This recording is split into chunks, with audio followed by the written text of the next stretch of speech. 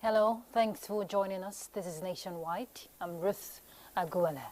The military regimes in Burkina Faso, Mali and Niger have announced their withdrawal from the Economic Community of West African States, ECOWAS, saying it has become a threat to member states. This is coming as the ECOWAS bloc denied receiving such a withdrawal notice. Musa Baba Aliyu will tell us about that. Niger, Burkina Faso and Mali were among the founding members of the regional bloc of the Economic Community of West African States, ECOWAS. The regional bloc was established on 28th of May 1975 in Lagos, Nigeria. The three countries, Mali, Niger and Burkina Faso, were suspended from the regional bloc as a result of military takeover of power through coups. The elected civilian president was forcefully removed from office in August 2020 in Mali. In August 2022, military in Burkina Faso ousted elected government. Je jure devant le peuple burkinabé. And Niger's president, Mohamed Bazoum, was deposed in July 2023, and the junta said it will take 3 years to return to civilian rule. Ce jour, 26 juillet 2023. ECOWAS, not happy with the situation, imposed economic sanctions on the three countries and suspended them from the bloc. The leaders have decided to ensure that the transition stays on course in all three countries. There is no exception to the return to democracy. For you to be a member of the ECOWAS parliament, you must be elected by your people.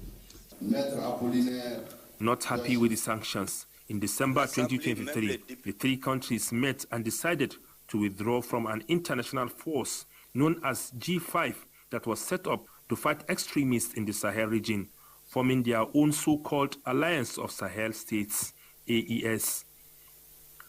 Following the failed negotiation over Niger and the ECOWAS, the three countries announced their withdrawal from the Economic Community of West African States. Du Burkina Faso, de la République du Mali et de la République du Niger. After 49 years, the violent people of Burkina Faso, Mali and Niger observed that the ECOWAS has drifted from the ideals of its founding fathers and the spirit of Pan-Africanism. But ECOWAS has, however, reacted to the move by the three member countries, saying it is not aware of the development and it has not been informed officially. The bloc, in a statement, said the three countries were important members of the community, and the bloc remains committed to finding a negotiated solution to the political impasse. Analysts are of the view that if the withdrawal of the three countries stand and accepted by ECOWAS, issues relating to free trade and movement of goods and services will be affected across the region. Musa Baba Aliyu, NTA News. Well, following that development, guests on NTA's Good Morning Nigeria have condemned the exit of the three countries from the Economic Community of West African States, ECOWAS. They cautioned against the ripple effects on their citizens and the sub-region. Lydia Sampson reports. Announcement by Burkina Faso, Mali and Niger Republic that they have exited out of ECOWAS, Gaston Good Morning Nigeria emphatically say will not augur well for their citizens, especially being landlocked countries depending on other countries for critical infrastructure and aid. The security threats and implications they noted is, however, a concern that must be prioritized. These three countries are sort of a buffer between us and Al-Qaeda in the Maghreb, and then what is happening in the Middle East, Libya being an unstable country for now. So we have a lot of terrorists who move in with arms and ammunition freely into this area. We see we have that understanding that we were fighting as an ECOWAS group. Going forward, it would make a lot of sense for ECOWAS to engage these other regional bodies in the north and Central Africa, so that pressure that seemed to be yielding some measure of success would actually result in success. And what is success? Let them announce a transition plan that will be acceptable to the world, as it were. The security experts acknowledge that the desperate move is indicative of the fact that the sanctions imposed on the countries following the displacement of constitutional government through coup is biting hard. They suggested that deepening engagements with member states to mitigate global volatility and intuition must be pursued to restoring the countries to the regional bloc. In Abuja, Lydia Sampson, NTA News. On to other issues, the federal government is set to inaugurate a 37-month tripartite committee on national minimum wage with a mandate to recommend a new national minimum wage for the country. A statement from the Office of the Secretary to the Government of the Federation says, sequel to presidential approval, the inauguration will hold on Tuesday, 30th January 2024. That will be at 12 noon at the Council Chamber, Presidential Villa, State House, Abuja. The statement says the committee will be chaired by Bukar Goni Aji, who will also draw members from the federal and state governments, the private sector, and the organized labor. Local Education Authority teachers in the FCT have suspended a 2 weeks industrial action due to non-payment of teachers' arrears and lack of teachers' promotions in the area councils. Hadiza Godwin Ebune visited some schools in the FCT, and this is her report. Academics and extracurricular activities in primary schools in the FCT have commenced following the suspension of the 2-week strike by the LEA teachers due to non-payment of arrears, teachers' promotion, non-implementation of peculiarity wage, among others. Some of the heads of schools and LEA teachers say the FCT present administration says it will address the grey areas in order to put an end to all the lingering issues. Our own salary come in 3 places. That's why we have JAC meeting. It will come from federal government, from local government, before they will say reductive before they pay the LEA teachers. But the UBEP is direct to FCD, so they are not among.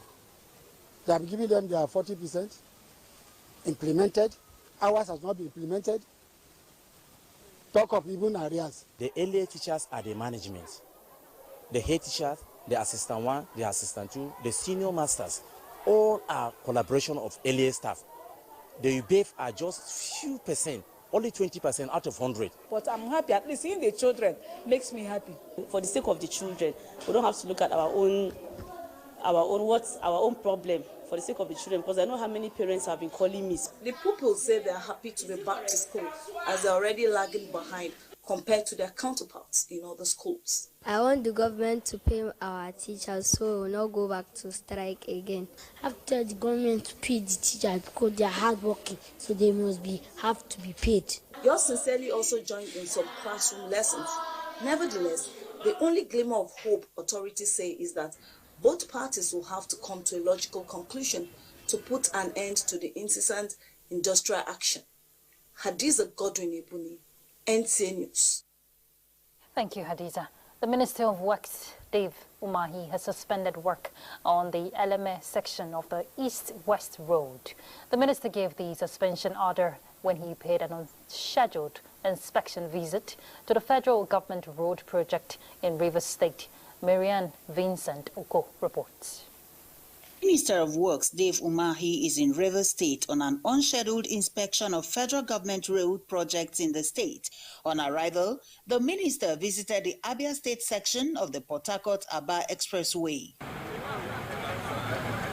From there, he moved to the Eleme axis of the East-West Road, where he expressed dissatisfaction over the quality of work being executed by the contractor, which he says is evident in the use of substandard materials by the contracting firm. We are paying for sharp sand, and we are paying very high for sharp sand. From today, you're out of the site, including you, 2 of you. You are not qualified to be on the site, and the job should stop. RCC management should see me in Abuja on Monday. What you have just done here is a demonstration to sound warning to order your supervisors monitoring your job in other areas at all. By the time we come in, I think we handle it better than this way we are going about. The minister, who later briefed members of the press, says a crucial meeting has been scheduled with the contractors handling the project. He particularly notes that the pace of work is unsatisfactory, as the federal government is determined to see to the speedy delivery of the project to ease the burden of travelers along that route. This unscheduled visit is no doubt a sign that the federal government is paying particular attention to job specification. In Port Harcourt, Marian Vincent Oko, NTA News.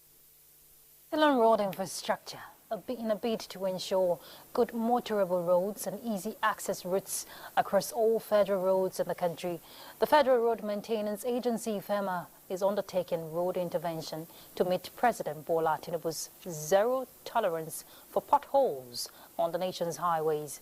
Oba Hyson reported that the inspection team leader, Ikechukwu Nwankwo, who led a delegation from FEMA headquarters, stated this during the inspection of road repairs in Southeast Zone to ascertain the level of compliance and the extent of work done.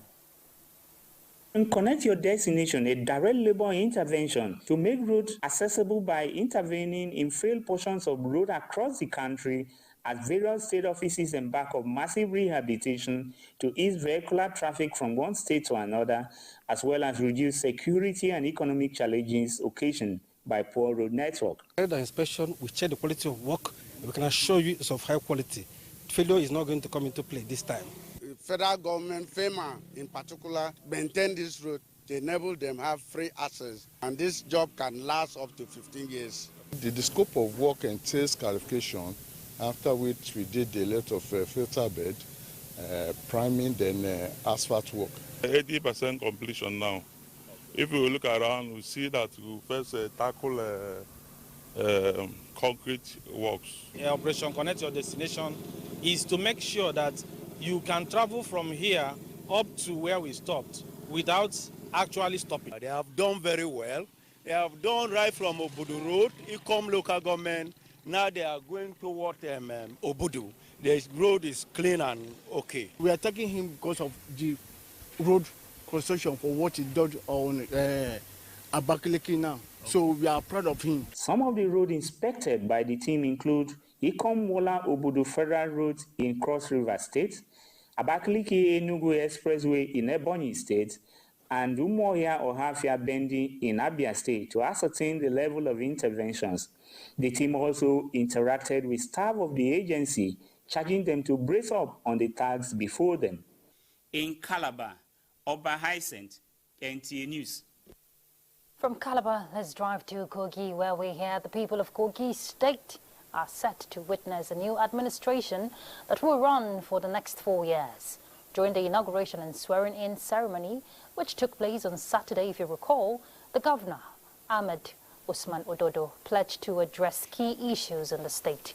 Jonathan Omajali examines the concerns raised and expectations. This event is indeed historic. The celebration at the Muhammadu Buhari Square in Lokoja on Saturday, when the new governor took over, was indicative of the expectations of the people. After 8 years of piloting the affairs of the state, Yahaya Bello stepped aside for the 5th democratically elected governor of the state, Ahmed Usman Ododo. For those wondering what the new administration would look like, the speech of the governor provided some hints. According to Ododo, the new administration will use the template provided by his predecessor. Under my leadership, I want to restate that Kogi State shall be one of the sub-national hubs of pilot projects for key drivers of the federal government's programs in food security, poverty eradication, job creation, access to capital, inclusion, rule of law, the fight against corruption, and overall economic growth. Unlike the new governor admitted, the cap is a heavy one to carry and will require the support of all the people of the state, including those who contested with him on November 11, 2023. In Lokoja, Jonathan Omajali, NTA News. And we join our correspondent live now talking about Jonathan again. Jonathan is at the Muhammadu Buhari Square there in Lokoja. Jonathan, you have felt the pulse of the people following the new dawn for people of Kogi State. It is just normal for the people to be expectant when there is a new government in place. So what were your findings?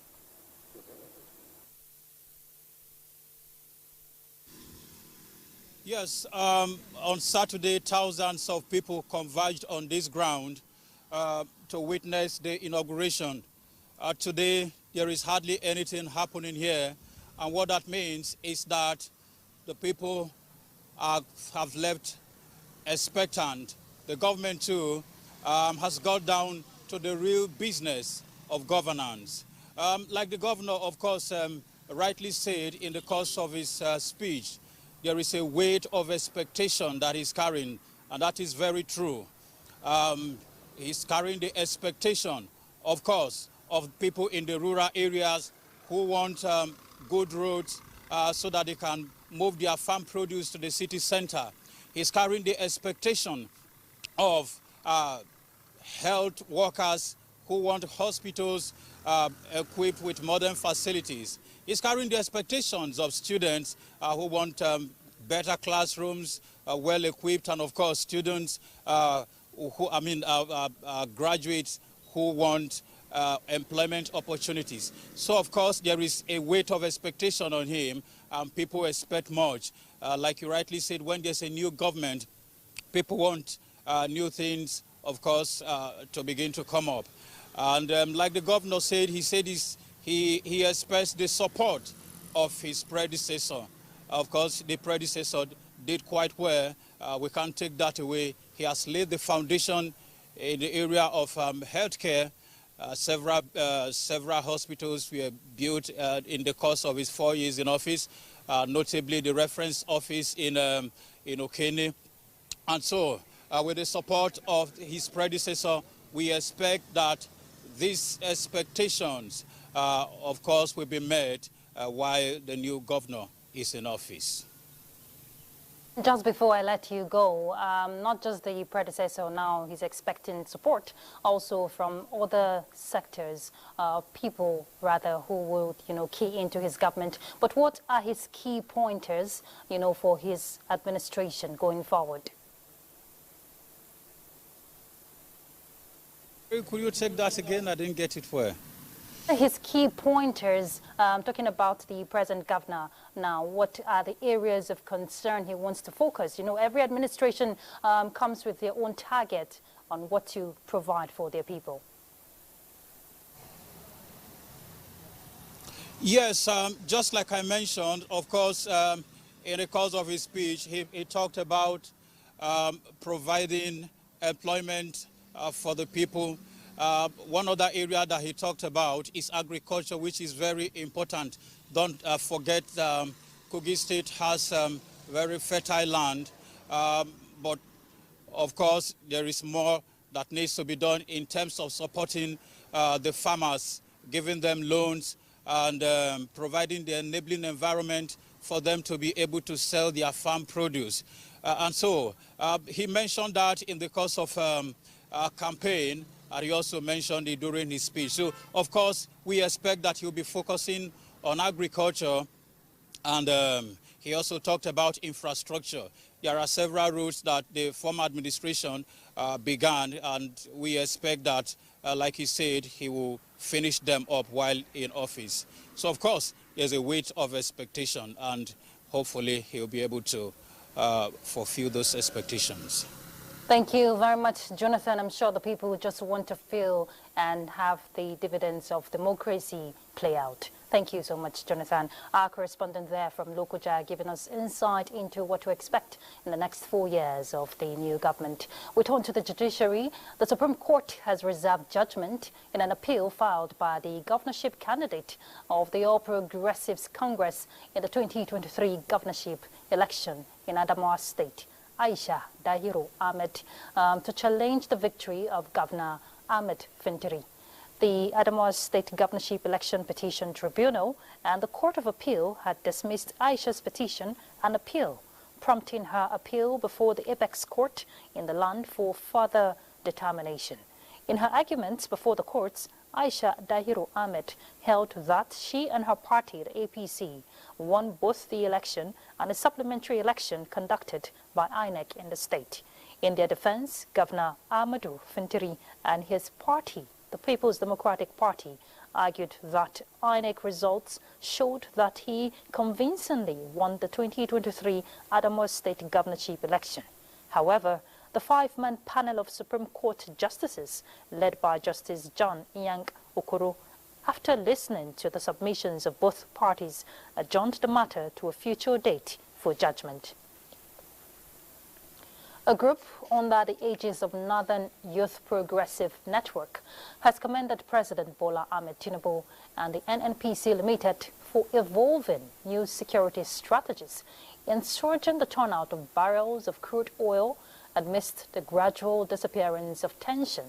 The group says the joint military and private security outfits working to guarantee safety in the oil-rich region is commendable and appealed to the president to continue to accord priority attention to the Niger Delta as the heart of the nation's economy. And Ahmed Bola Tinubu, GCFR, for renewing the contract engagement. This can't be possible without former President Muhammadu Buhari, who was a pioneer of inviting private security to manage our critical oil infrastructure. The group says they appreciate the adoption of Saudi Arabia's based security application in checking the menace of oil theft, which will maximize production and increase revenue. All the control data center. These oversee and monitor all pipelines as far as these oil installations are concerned in Nigeria. As a representative of the most critical youth structure in the north, we recognize the vital role that secure and functional oil infrastructure played in our nation's development. Northern Youth Progressive Network promised to continue conversation with other similar bodies to create a platform where only unity and development will thrive. It's time to find out what's happening in Lagos as we join Michael to pick up from his end. Michael?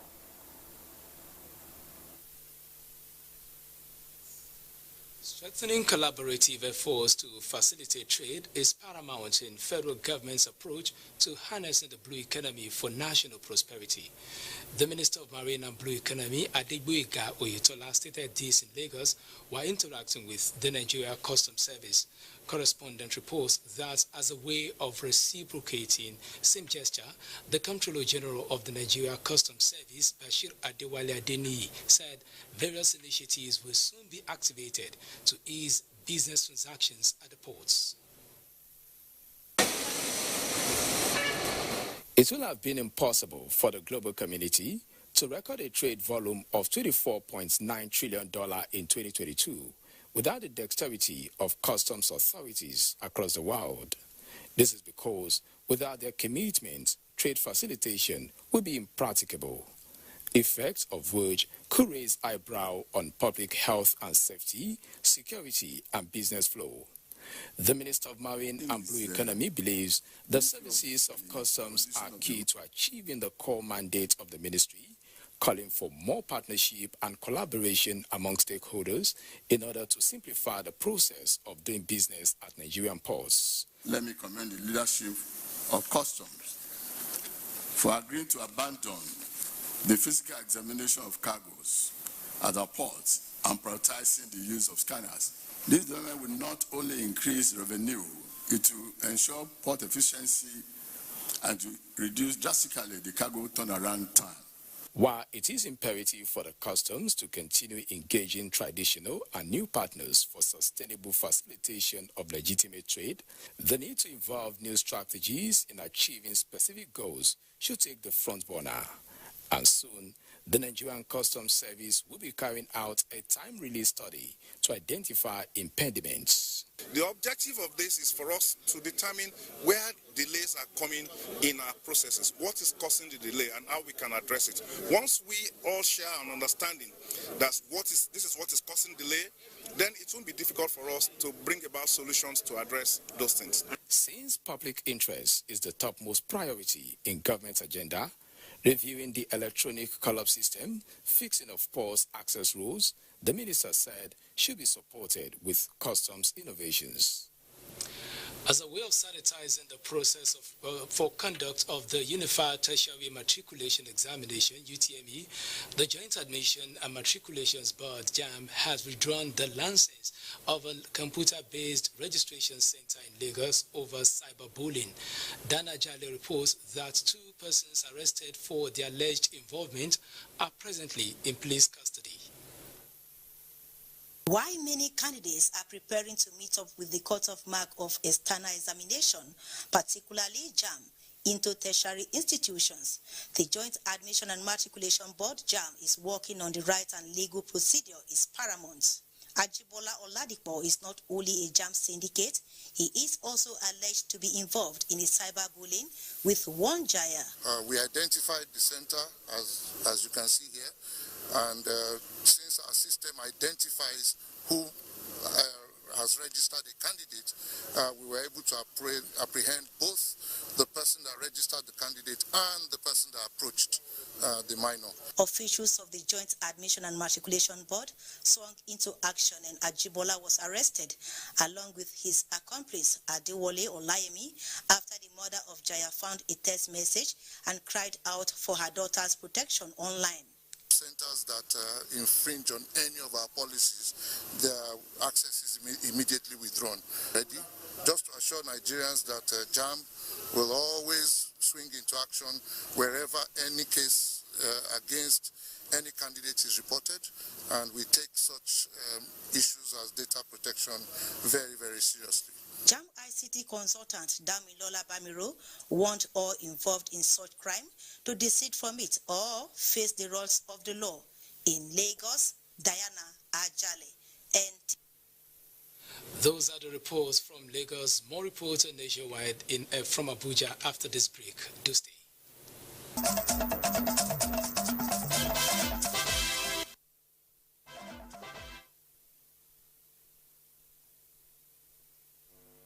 In Kaduna, the Victim Support Fund has presented scholarship grants to 190 students drawn from 9 different tertiary institutions across Kaduna State. Checks worth 25 million naira were given to the beneficiaries to support their education pursuits. Awal Haliru reports. Support Fund is a presidential initiative inaugurated in 2014 to mobilize resources from government, the private sector, and donor partners to support communities affected by insurgency and other terrorism in the country. These 197 students received scholarship award each. For this scholarship will help us. Actually, it will help our parents. I really appreciate it, and I'm very happy to have that opportunity. The executive director of the Victim Support Fund said the task force, chaired by T.Y. Danjuma, developed strategies to reach out to states affected by banditry. Education is very critical because even after the Victim Support Fund, the beneficiaries will continue to enjoy the benefits of education. So that is why we are putting in resources in education to support victims coming from very indigent families that have been displaced by terrorists.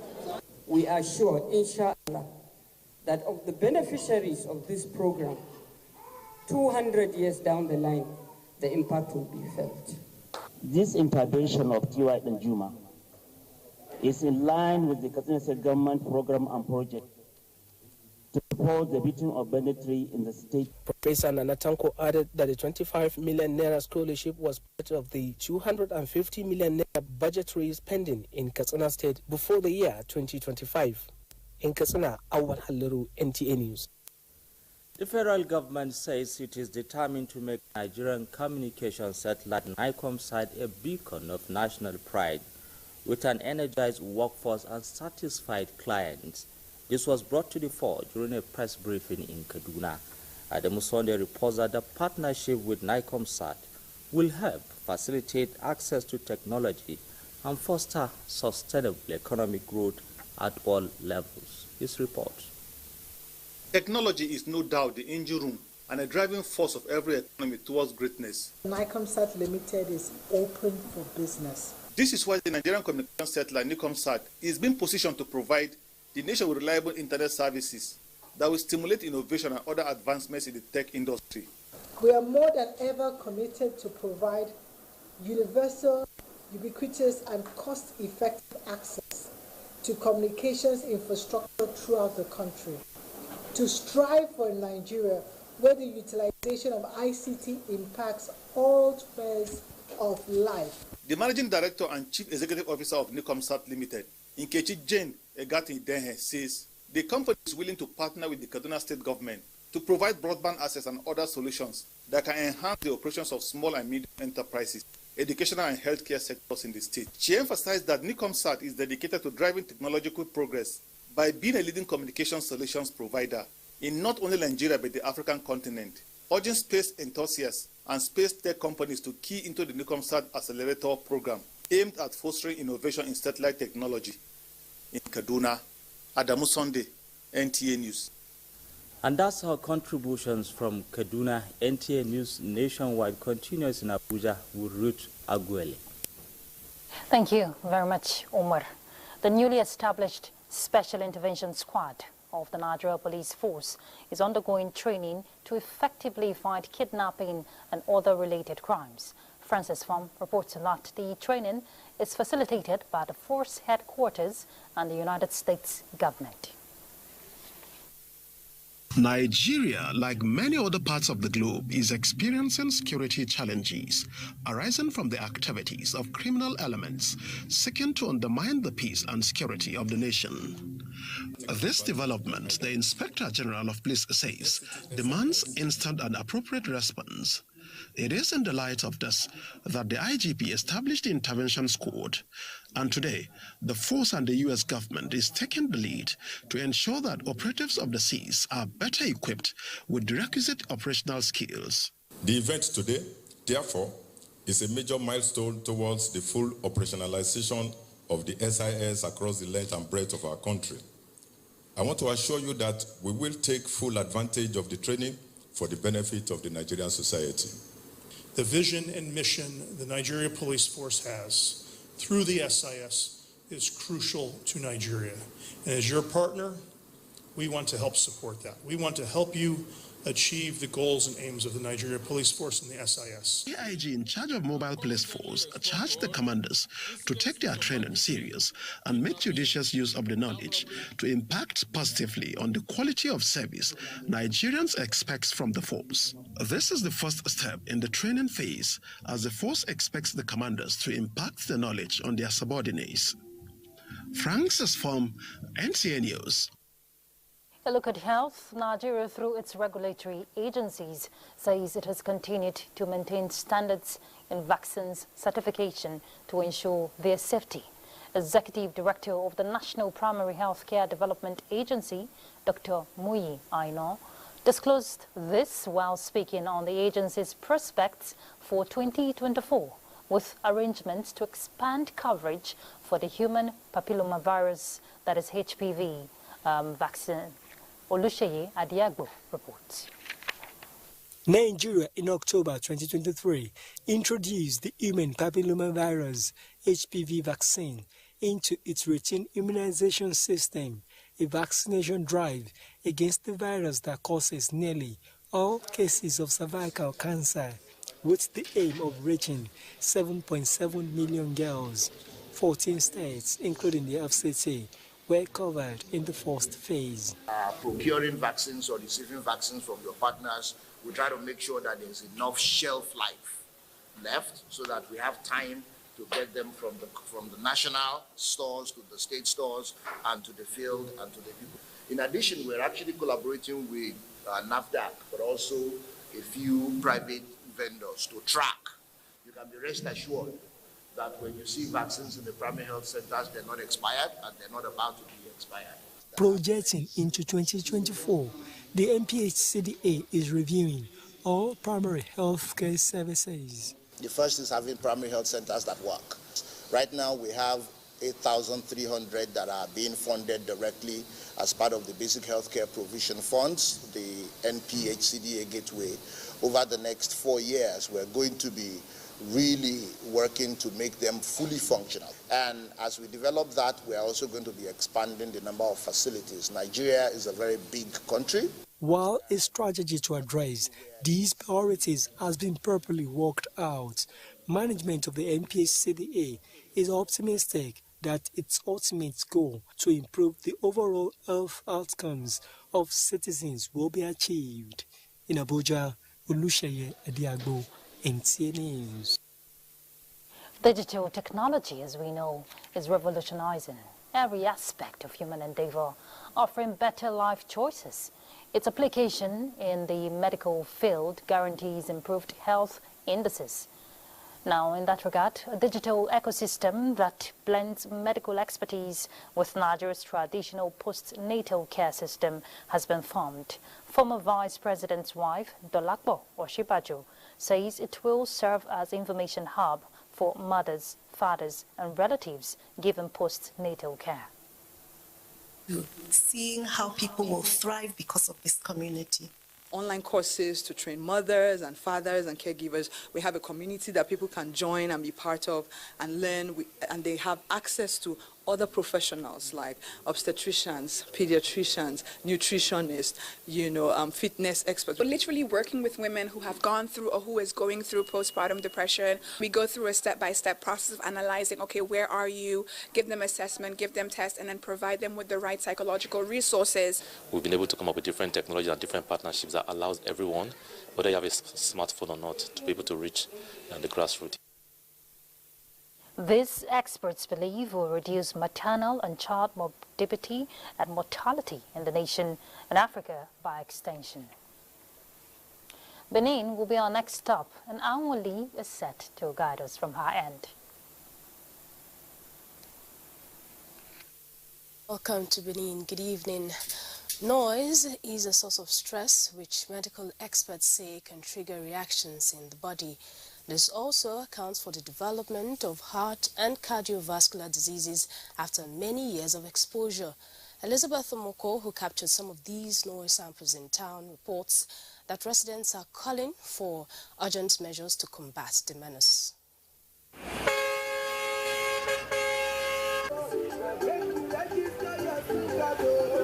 That can make you a hero. We have all kinds of boats. Everywhere you turn in the city center, most badly hit by the noise epidemic are the business districts, worship centers, and markets. As you step out for the day, the deafening horns from vehicles, trucks, bikes, high blasts of megaphones, loudspeakers, industrial machines greet you from left, right, and center. Worse still is the deployment of amplifiers and other forms of sound systems at motor parks, buses, and residential areas. The generator is hazardous. It's a random frequency. But at times, when I get home, I used to feel some headache. Cause headache, body pains after the end of the day. A medical expert, Dr. David Iyamu, listed high blood pressure, depression, sleeping disorders, which result from the impact of sounds, which reach 85 decibels or higher.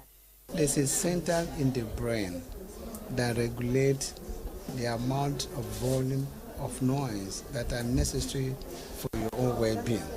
Outside that become destructive. They can affect your ear and start diminishing your sensitivity to hearing.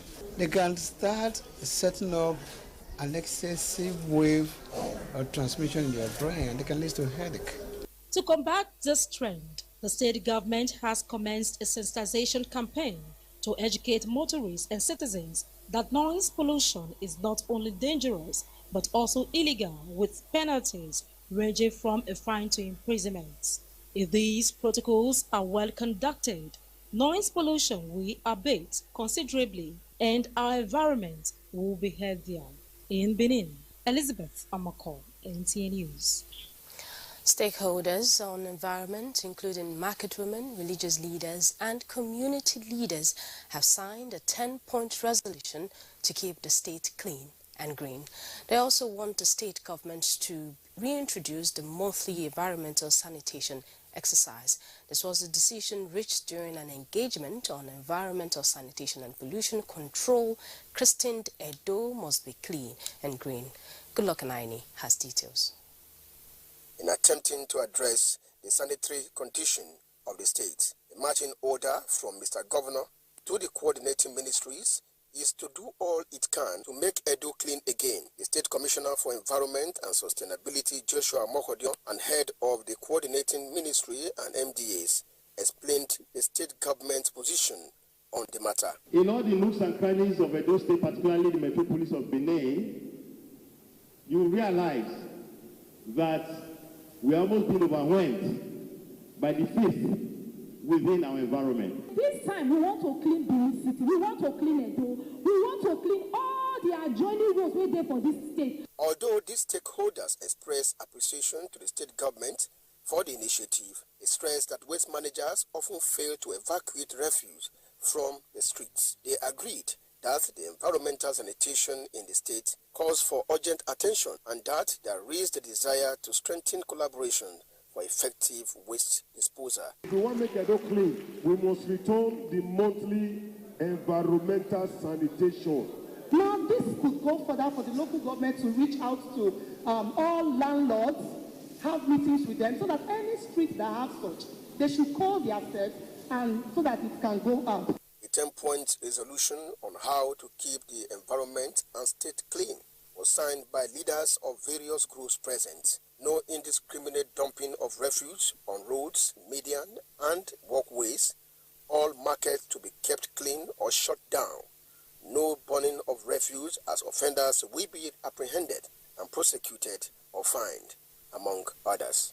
In Benin, Goodluck Anaini, NTA News. That's it from Benin. Nationwide continues with Ruth in Abuja.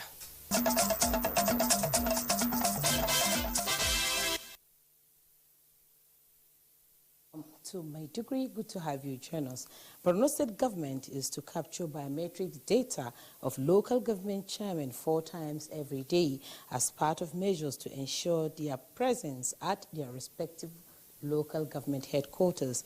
Governor Babagana Umar Zulum announced the measure while swearing in special advisors, permanent secretaries and newly elected local government chairmen at the government house in Maiduguri. Mohammed Goni reports. I will be faithful and bear true allegiance. First to be sworn in by the State Chief Judge, represented by Justice Haruna Michelia, were 29 special advisors, followed by 7 permanent secretaries, after which the 27 local government chairmen took their turns for the oath. Governor Babagana Umar Zulum, who congratulated them, urged all to live up to expectations and work as a team for the success of the administration. The governor, who reminded the appointees and elected local government chairmen that the cardinal principle of his administration is rehabilitation and resettlement of IDPs, and charged them to align themselves to the cause. We should make effort to spread development projects across the local government and enforce discipline in the prudent management of the scarce resources. He also called on the special advisors and permanent secretaries to work with the commissioners and offer professional advice that will add value to governance. Secretary to the state government, Bukar Chijani, head of service Malam Pannami, and Commissioner for Local Government and Emirate Affairs Wunmai Mele underscored the necessities for appointing the SAs, permanent secretaries, and the conduct of the local government elections that produce the sworn-in chairman.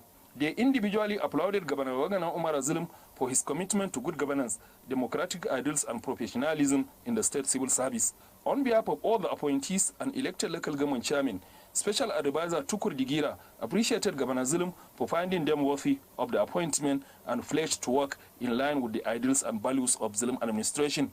In Maiduguri, Mohammed Goni, NTA News. 800 widows of late veteran soldiers have benefited from food items and cash gifts donated by the Borno State Governor Babagana Umar Zulum to the Nigerian Legion. Tina Turu reports. The distribution of food items and cash gifts to widows of late veterans from across the state to alleviate their suffering was flagged off by the Director of Security of the Government House, Mutawalli Malagana. This gesture demonstrates the effort of the Borno State government in taking good care of the members of the Legion. Governor of Borno State is one of the best governors in assisting the Legion and the Legionnaires' wives in Nigeria. Beneficiaries are elated as they express their appreciation. We thank God, we thank the people who are helping us, more especially our governor. We were there, our husband died with us, we have suffered a lot. And then where God give us this one, we thank God. Chairman Nigerian Legion Borno State, Colonel William Mamza, retired, commended Governor Babagana Umar Zulum for his unflinching support to widows and orphans of the Nigerian Legion. State governor, since he's come to this is his second tenure now. Since when he came from his first tenure to this time, we thank him very much. He has done us well.